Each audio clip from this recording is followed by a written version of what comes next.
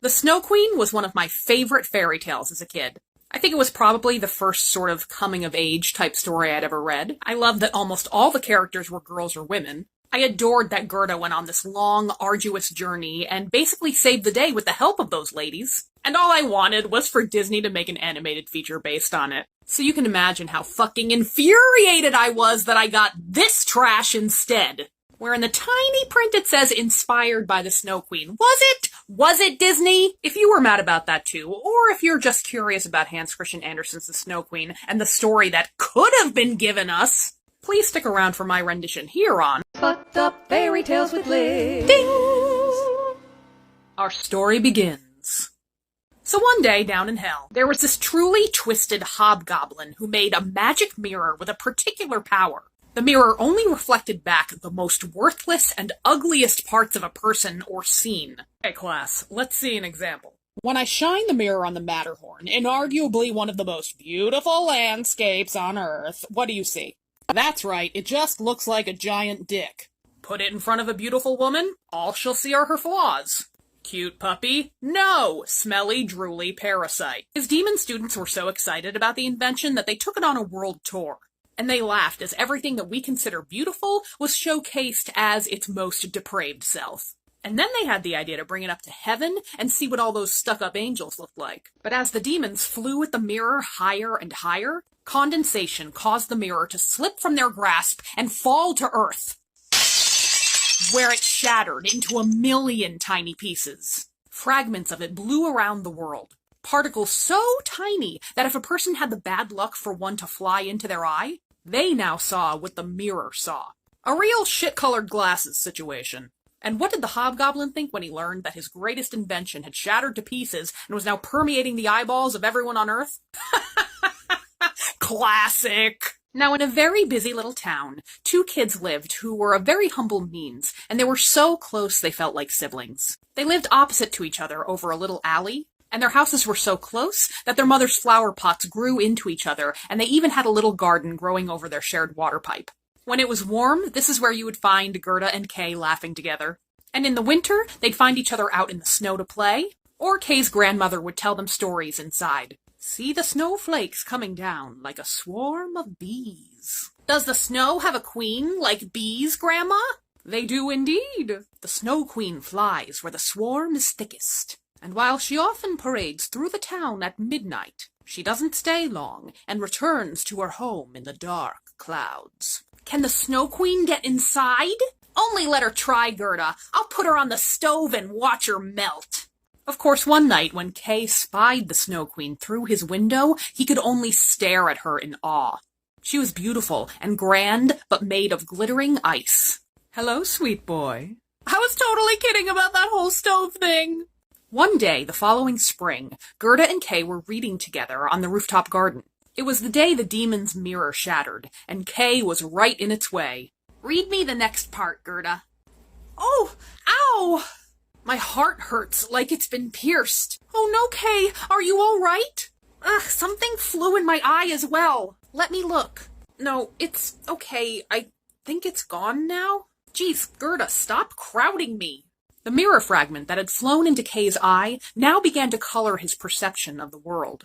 And the fragment that flew into his heart began to showcase his own ugliness. Kay, you didn't have to push me off so rough. Ugh, shut up, Gerda, you fucking crybaby. Kay, you can't say fuck. We're like 6 years old or something. Well, that's still too old for this friggin' picture book. I'm not a fucking baby.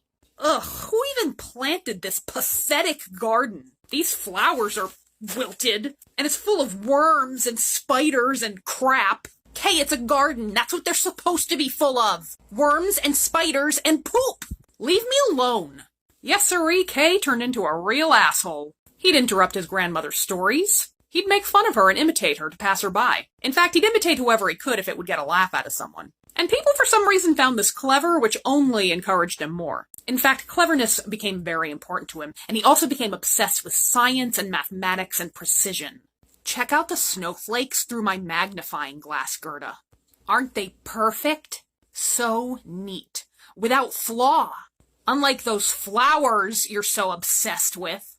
They're really pretty.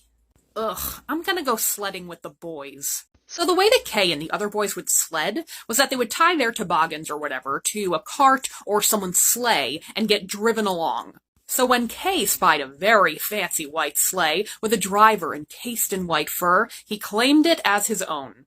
But the driver didn't stop when they went around the block. Kay went to loosen his sled, but every time he did, the driver would look back at him and give him a nod, and Kay would feel an obligation to stick around for another run. The sleigh drove faster and faster, and the snow came down harder and harder, and Kay began to grow frightened. He cried out, but he couldn't be heard above the racket. He tried to say a prayer, but he couldn't think of any, only of his multiplication tables. Finally, when the snowflakes grew as large as chickens, the driver pulled off to the side of the road. As they stood there, Kay saw that the cloak and the cap that the driver was wearing was actually made of snow. They dropped the snowy garments, and before him Kay saw the fabled Snow Queen. Why are you so scared, child? You seem cold. Let me wrap you in my fur. Your fur is made of snow, ma'am. Shut up and come here. Thanks. This is great. You're still cold? Let me give your forehead a little kiss. Your lips are like icicles. Oh, my math, am I gonna die? The Snow Queen showered Kay with more forehead kisses, and the more she kissed him, the more icy his heart became. The memories of his home and family and Gerda faded from his mind. The Snow Queen flew them over the forest, over the sea, above wind rushing, and wolves howling, and crows screaming, past the moon and into the sky. And Kay slept through the journey at the feet of the Snow Queen. Gerda was completely distraught at the disappearance of Kay. All she knew is that he hitched his sled to the sleigh of some weirdo and drove out of town. She convinced herself he'd drowned in the river that was near their school and commenced to mourning. But the following spring, as she wandered by the river crying, "Kay is dead and gone," the sun spoke back to her. "I don't believe it." "No, he's dead and gone." "I don't believe it either." "Huh, you know what? I'm gonna put on my new red shoes, not those ones, Hans Christian Andersen fans. And I'm gonna go to the river and ask about him, since nature seems so keen on talking to me today." So Gerda kissed her grandmother goodbye while the old woman slept, donned her new shoes, and went to bargain with the river. "River, did you drown my friend? I'll give you my fancy new shoes in exchange for him." Gerda hucked her shoes in the river, but the current brought them back to her because the river had not taken her friend. The girl didn't get the message, though. She saw a boat on the shore and decided to get into it, head to the bow, and throw her shoes from there to get him out further. But the boat wasn't fastened to shore, so when she yeeted her shoes out there, the motion caused it to loosen from its spot and get carried away. She was a little freaked out at first, but then she figured the river was taking her to Kay, so she nestled in for her shoeless journey. After a few hours, they arrived at a huge cherry orchard, where a very colorful little house stood flanked by live toy soldiers. When Gerda called out a greeting, a very old lady wearing a flowery sun hat emerged from the house. "You poor idiot, how did you come all this way on that rough river?" Gerda told her story and asked if Kay had been around. "Well, I haven't seen him, but he's bound to come along sometime. Come and make yourself at home, dear." The old lady fed Gerda and sat her down to comb the girl's hair. "You know, I always wanted a little girl to take care of. You should stay here." Now, Gerda didn't intend to stay there for long, but she also didn't have much choice in the matter, for the old woman was a witch. Now, she wasn't a mean witch, though she did put a magic spell on Gerda while she combed her hair, so that the girl would forget all about her home and her intentions in being here. So I guess she wasn't exactly a nice witch either, but this isn't a Hansel and Gretel situation. No one's gonna die. Now, the witch sensed from Gerda's story that roses were going to trigger her memories of home. So she sunk her own rose bushes deep into the earth. And Gerda lived with that witch in ignorant bliss for a very long time. One day, however, she spied a rose that the old woman had neglected to bury. The rose on the woman's flowery hat. "Wait a sec, why are there no roses in your garden?" Gerda ran outside, and at the sight of no rose bushes there, she began to cry. She cried right on a spot in the garden where a rose bush formerly stood. And she had those magical fairy tale tears, you see. They hit the earth and caused the rose bush to spring back up. And the sight of the roses brought all her memories back. "Roses, can you tell me where Kay is? Is he dead?" "Nah, we were chilling down there underground for a while and we didn't see him there with the rest of the dead." This news lightened Gerda's heart, and in hopes of getting more news, she began interviewing every single goddamn flower in that garden. Tiger Lily, have you seen Kay? Do you hear the drums? The woman's song of mourning. The priest cries as the Hindu widow lays herself on the body of her husband amidst the funeral pyre. The flames rise as she thinks of her son, the one who lit the flame. What? That's my story. Well, it's kind of a downer. How about you, Convolvulus?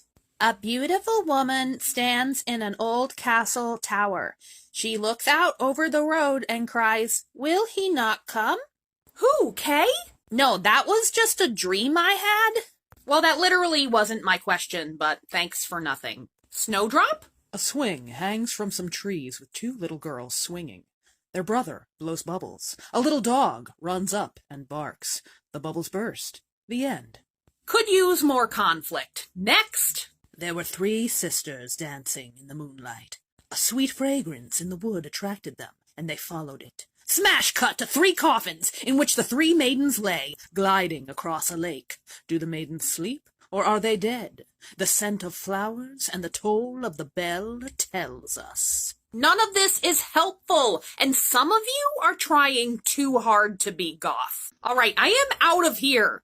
Gerda rushed out of the old witch's house and ran as far as she could. Suddenly, looking around her, she realized that time had not stopped for the rest of the world while she was at the cottage. Oh my goodness, it's autumn?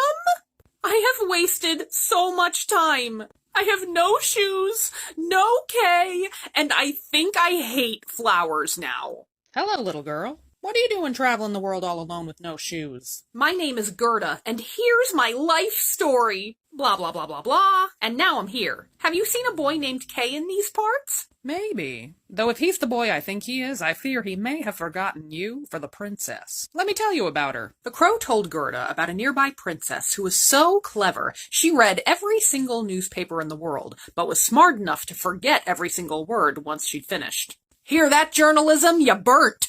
Recently, the princess had decided to marry. I'll only marry a man who knows how to hold a conversation. Oh, also, he's got to be handsome. I want me a man with a brain, but I want that brain in a good body.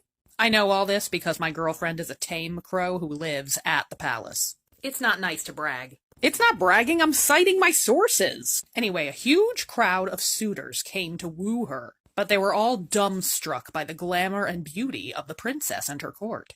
Is this going anywhere, or are crow stories like flower stories? Patience, patience. On the 3rd day of wooing, a young person walked up. He had a great head of hair, but his clothes indicated someone of lower means. Yes, that's Kay! Excellent! Carries a knapsack, right?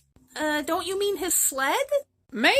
I don't know. I didn't get a good look. What I do know is the boy arrived, looked at the long-ass line, and declared, "Well, this seems like a huge waste of time." Then he just walked on in ahead of anyone else. His boots were creaking, which everyone knows is humiliating, but he didn't give a shit. The confidence on that young man. Kay did get new shoes recently. The evidence is mounting.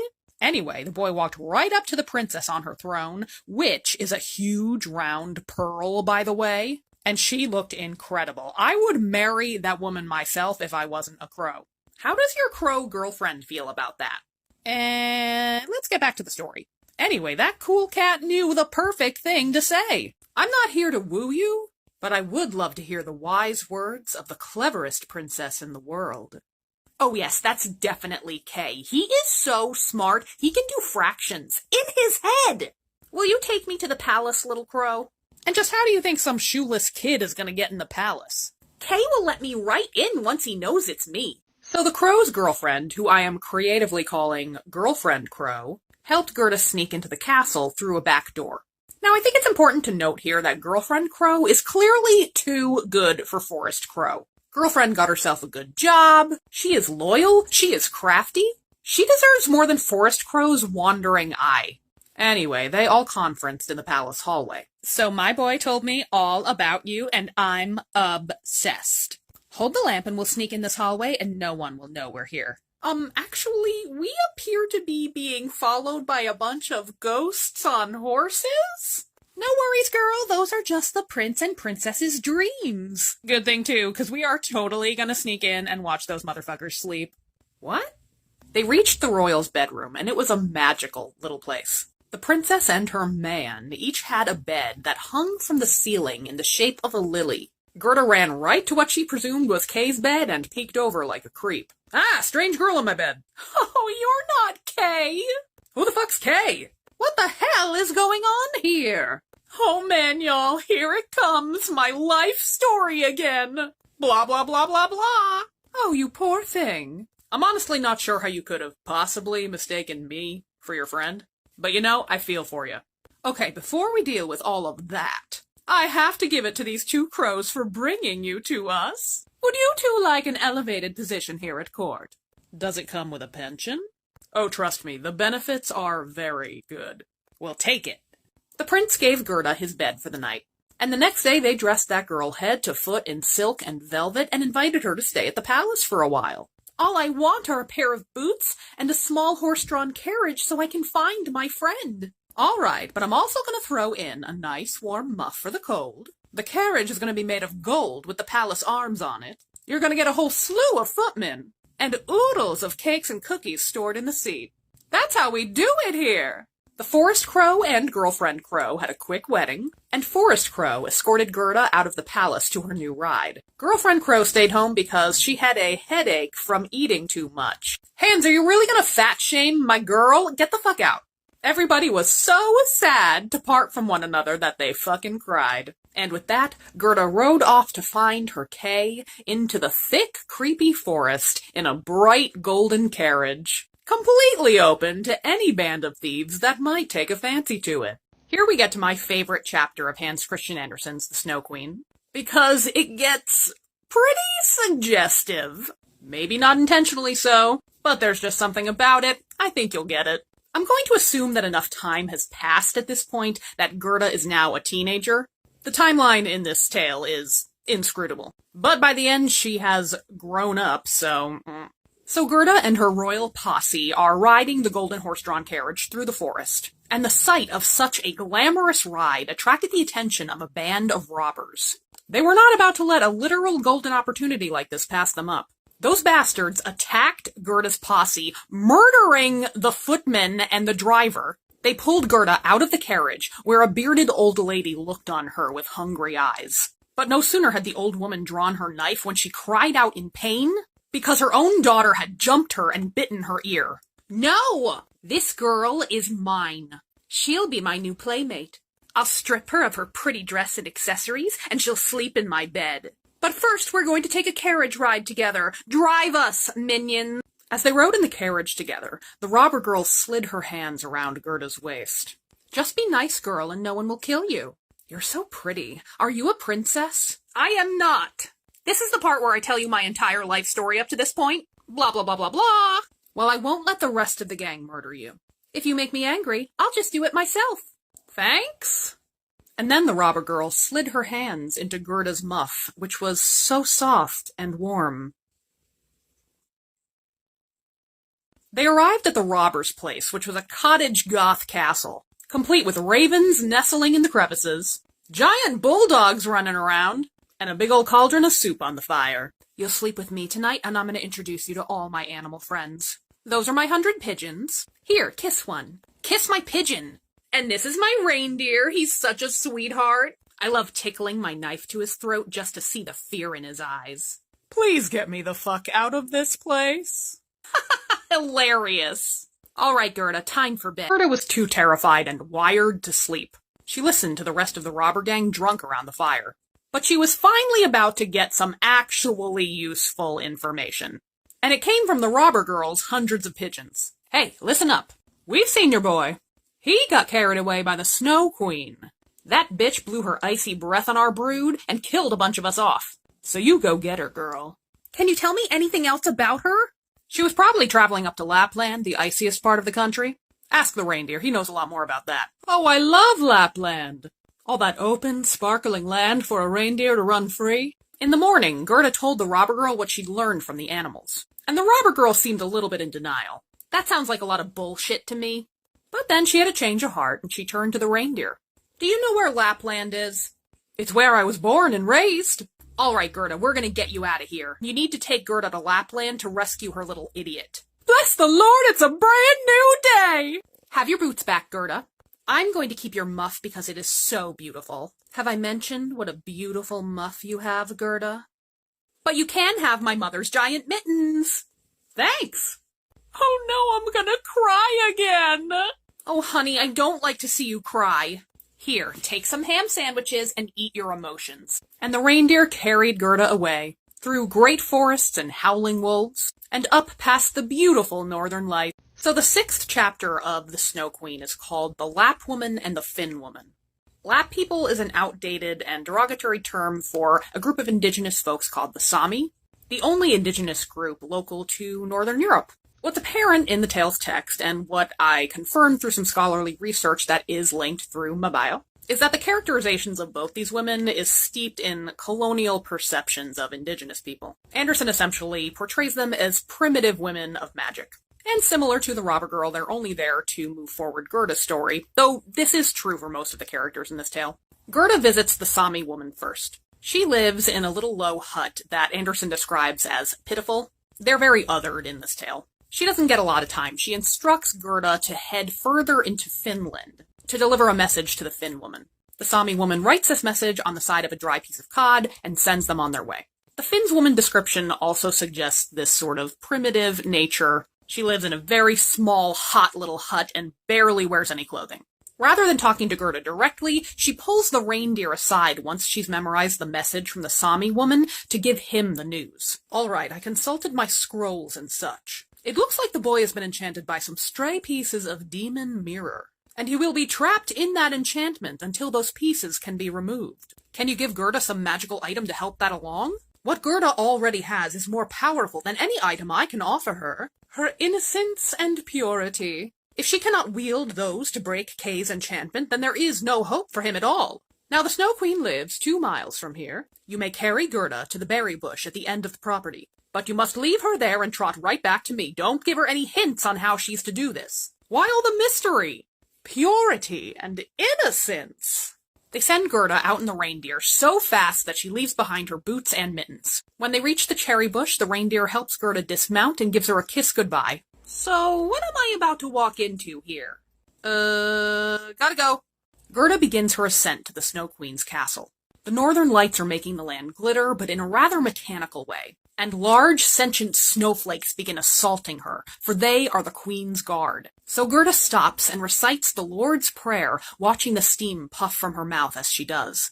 As she prays, the steam puffs grow and magnify into angels. An entire army of angel soldiers is created, and they flank Gerda for protection. They also warm her hands and feet and give her the strength to take off to the castle. And it's at this point in the story that we finally see what Kay's life has been like since he was abducted by the Snow Queen. So we know the Snow Queen is a villain, but like any great villain, she has an incredible palace. Made up of over 100 rooms and fully formed by snow, it can see the northern lights from all angles. In the middle of it was a frozen lake with perfectly symmetrical lumps of ice leading up to the Snow Queen's throne. The downsides are that it's cold as fuck, and there is nothing there for a boy-turned-young man to amuse himself with. Neither toy nor neighbor. Kay was now basically an ice human, having been kissed so often by the Snow Queen that he was now numb to the icy pain. He too has presumably grown up during this time and is now a teen or young man. His one amusement is arranging shards of ice in a game that is somehow part puzzle and part word game. If you can find the word eternity among your ice puzzle, you shall be your own master. I'll give you the whole world, and not only that, a pair of skates. But try as he might, Kay couldn't crack the word. What am I missing? All right, well, I'm off for my annual volcano cruise. Even an icy bitch loves a resort.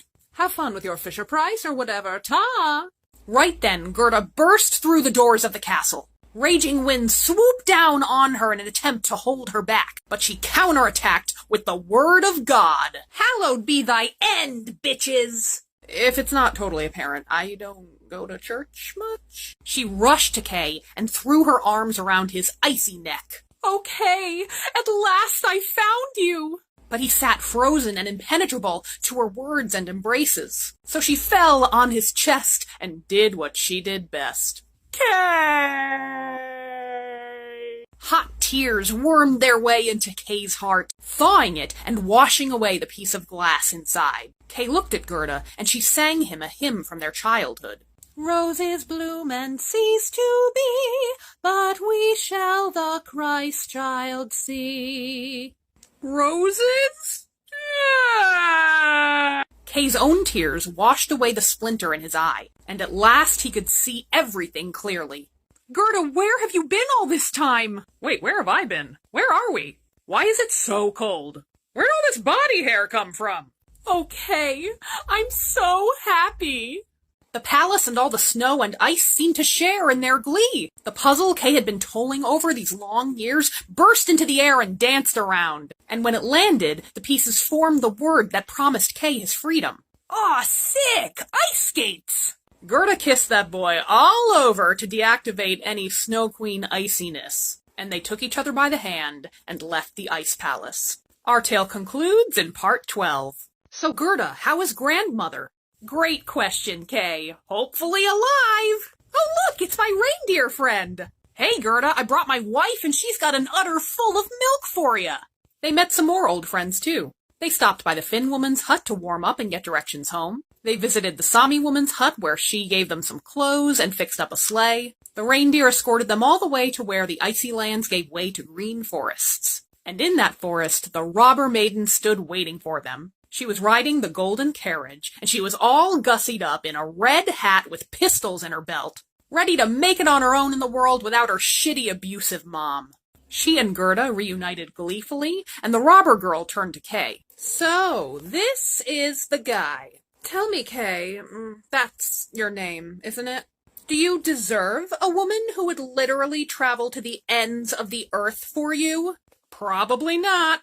Oh, robber girl, you're so silly. Tell me about all the other people we met in this story that you definitely know. Well, the prince and the princess are traveling. And Forest Crow? He's dead. What? Yes, and his sweetheart is wearing a bit of black yarn around her leg to mourn him. She puts on a real show, but it's obvious that it's just that. Really, Hans? You gotta keep slandering my best girlfriend, Crow? Gerda and Kay told the robber girl all the shit that had gone down. Well, it really did all work out, didn't it? Cool, well, I'm out. I'll say hi if I ever want to slum it in your little village. Bye, bitches! And that girl went off to conquer the world. I'm imagining a spin-off series where she adopts the girlfriend Crow as a sidekick, becomes a sharpshooter, of course, and learns she'll be more successful at getting a girlfriend if she doesn't threaten to stab him. Lastly, our childhood friends, now grown, walk hand in hand home. As they arrive, church bells pealed. They found their grandmother haloed in the sun, reading verses from the Bible. Except ye become as little children, ye shall in no wise enter into the kingdom of God. And as Kay and Gerda looked into each other's eyes, they understood the lyrics of their favorite childhood hymn. Roses bloom and cease to be, but we shall the Christ child see. And as they sat together, grown in body, but childlike of heart, it was summer. The end. Wait, did they die?